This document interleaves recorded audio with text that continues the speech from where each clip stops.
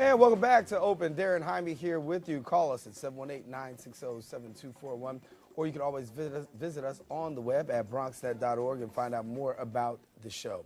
Well, last week you saw him talking about the nation's largest provider of rental furniture. Today he's here with a longtime friend visiting from Germany. It's a pleasure to welcome Tom Beyer from Court Furniture and his friend, former city attorney and current city treasurer of Detmold, Germany, Hartmut Benkmann. And thank you both for coming here and sharing. And Tom, we had you here last week, but pleasure to be back. Good to have you back. You're back here with your friend, and he's from Germany. Absolutely. Hartmut, actually, when we were both in high school 40 years ago, Hartmut came over and lived with our family for a year. And since then, he and I have kept in touch for these many years, and I saw him 4 years ago in Germany. He's now on a way to Minnesota with a delegation from his city, and said he would take a few days to stop here and bless me with his visit. So we're reacquainting, and he's spending some time here and having a lot of time talking about politics and economics and all kinds of good things. And Hart, we're glad to have you here. As you said, you are the city treasurer for Detmold, Germany, and obviously when you look at the way the world is today, we know what we're going through here in the United States in regards to the economy. How are things going over there in Germany? Well, it's a worldwide finance crisis that we do have, and it's good that the leaders in the world get together and kind of have the same programs. Mm-hmm. Like you have the program Cash for Clunkers. Yes. We have the Abwrackprämie, which is the same. We have it since February until now. You get 3,000 euros for getting rid of the old car and buying a new car. Mm-hmm. We have the program of infrastructure and spending billions in infrastructure nationwide. So there are many things that are the same, even though the results of the crisis are in some places a little different. Talk about businesses out there. How are they really suffering? Or are they suffering a lot the same way that we see, particularly here? We see large businesses, but here also we see a lot of the eradication of small businesses, if you will. Are we seeing small businesses really be affected out there? It's not so much the small business. It's those who are on the international trade. Mm-hmm. We have quite a few companies, for example, in Detmold, who produce for worldwide customers, and they find out that the economy is going down and they deliver less, and so they had to cut down the work, and they go on what we call half-time or part-time work. Mm-hmm. That means that the people who work for the company only work for half a week, for example. Mm-hmm. And for the other half, the government would pay 60% of the income. So it enables the companies to keep the people there in their company because the knowledge they need the moment the economy is coming up again. We need to hear the stories of what's going on in Germany. How do you equate what's going on with Germany back here at home? Well, our situation is very similar in that, as business softens up here in the States, we find ourselves challenged with what to do with the employees that many times now we don't have enough to keep them busy. I would love the opportunity to keep my staff on board all the time and not have to face layoffs with our company or any of the companies that have gone through this. Mm-hmm. And I would welcome an opportunity to be in a system like theirs where I can keep those people on my staff, maybe not full-time, maybe part-time, but at least keep them involved with the company and utilize their knowledge. So, I think they've done a lot of good things over there, and things we could learn from. I want to bring this up. The economy of New York City, particularly, largest regional economy, United States. Second largest city economy in the world after Tokyo, New York City being the leading financial center of the world, in a premier headquarters location for leading global financial services. Knowing that we have all of this here and seeing how troubled we are, mm-hmm. Does it cause you to have a heavy awareness of or not even a heavy awareness, but a big worry back home, knowing that as big as we are, we've got these issues, and is it the domino effect? Well, we are one world, and so what's happening here also happens in other places. And sure, many things come from the United States first, and then we have it.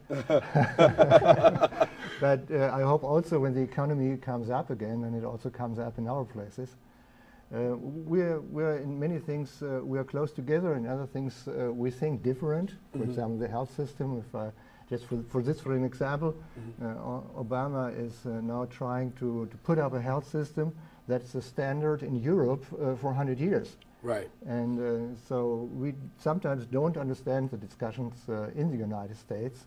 And still, we have to work together, and we have to find solutions together what the world economy goes to. What are some of the other things that you guys are doing over there in Germany to really offset what's going on here across the world as far as finances and the economy? Pardon? As far as like the finances and the economy, how are you guys doing differently, or are there anything that you're doing differently that we might be able to learn from? Well, one thing I said, the health system. And in Germany, if you get sick, the first question is, which doctor do I go? And the second question is, who's going to pay? And I have the feeling that here the first question is, who's going to pay? And then you might get a doctor. And so these are some very substantial differences. And I say I'm not living in a communist country. Yeah. And let's look at this, because as you look at the United States, you see some of the the trouble and the turmoil. What are some of the bright spots that you guys look at over there in Germany and say, hey, we need to be doing more of this? You're more creative here, and you're more independent in changing roads. And our roads are more closed, and we need a little bit more to go different roads. So the creativity and the ability to change roads sometimes here is better than in our country. So I've spoken a little bit about you guys talking politics. Talk a little bit about some of the stuff that you guys talk about and some of the stuff you try to meet out between the two of you. Well, one of the things, back to economics a little bit, is the infrastructure. Some of the things that we're doing to try to build our country here in fueling the infrastructure. We've had a lot of conversations about that. In that they're doing a lot of the similar infrastructure investments in education, because they put a lot of money in education, like we're doing more now. Building roads. We spent a lot of time on the road. We drove 400 miles yesterday seeing New England. Wow. And we probably ran into 6 different traffic jams of road construction, which was good to see that we're doing that now, and they were doing a lot of similar things in Germany. That's what they talk about, your tolls going to work. There you go. Going to work for you. Putting your money to work for you. But we talk a lot about politics, because when he's not here, we talk a lot online, obviously, and talk about the things that are going on in Germany. There's an article in yesterday's paper about Angela Merkel, who was having a debate with her counterpart for upcoming elections, and the debate was called a Great Yawn, because they tend to be a little more in sync, I think, and try to rally their parties around common goals, and rather than the internal bickering and fighting across the aisle, they so far, at least with her administration, seem to have done a good job in reaching across the aisle and building bridges and working for a common goal. So I'm always admiring of politicians that can do that and really put the cause at hand first before the party bickering. And you heard us talk about President Obama and Senator Wilson out there talking. When do you see stuff like that, what do you think? Well, I think there's a really huge process coming up here in the United States, and things are changing in a way that I would say it's a correct and it's a good way, and for a better future, not only for the United States, but also for the whole world. And we're waiting for this 8 years long. And so we're glad that somebody like Obama is here having his hand and directing things. And yeah, I think he's doing a very good job, and hopefully after he has been president, there are many things have changed to the better for the whole world. How was he received out in Germany? Because we hear different stories about how he's received internationally as the president. When we had this change of administration, obviously a lot of people were saying it would be good for the world, but then we weren't necessarily hearing everybody from the world giving. How is the President Obama actually being received in Germany on the overall front? Well, he's a different kind of politician. He's a politician who stands up and stands for an idea, and then he gets the people, he gets the people's heart. And we don't have those kind of politicians right now. We have politicians who administer and sometimes do a good job, sometimes don't do a good job, but they're not able to talk to the people and say, hey, this is now where we have to move to. And so I'm a little bit jealous here. A little jealous. And you got to leave us, and now you're going to Minnesota. Smallest city in Minnesota. Let's talk about your travels. Well, I'll make it short, but it starts 2,000 years ago. There was Hermann the German, a leader of a Germanic tribe, and he fought 9 AD the Romans. He fought them back so that the Roman Empire stopped where the Rhine is, where the River Rhine is.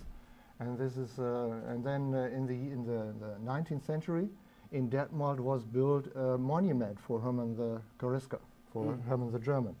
And at the same time, German immigrants in Minnesota started to build a monument too, and this monument is in New Ulm in Minnesota. And this year, 2000 years, we had many festivals in Germany with coming youth groups from all over the world. And it was kind of a peace festival, not so much celebrating the war 2,000 years ago. So there was kind of a mission also that we had in Detmold.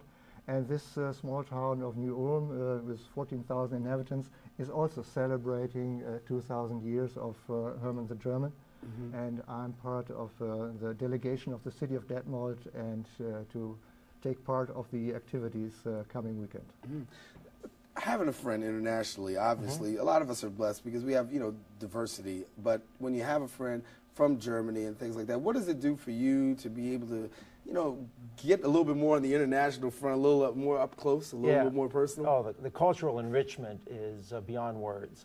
And our family, I was blessed to live in a family that welcomed students from all over the world for many, many years. So not only do we have Hartmut in Germany, but I've got friends all over the world. In fact, my parents years ago went to Germany, borrowed Hartmut's car and traveled for 6 weeks around Germany and never stayed in a hotel, stayed with all of the students that had lived with our family. Wow. And so anytime I travel almost anywhere in the world now, I'm blessed with being able to reach out to students that have lived with us and take advantage of those relationships that are so meaningful and can never be replaced. So it's a real blessing, and I certainly value the friendship. And 40 years later, we're still good friends, and he calls me his brother, and I call him my brother, and it's a great relationship. You guys can form your own G20 the way you guys are. There you go. That's right. That's what we're working on. Yeah, that's our next step. Do you guys think about doing things in partnership? Where I know you got your business here.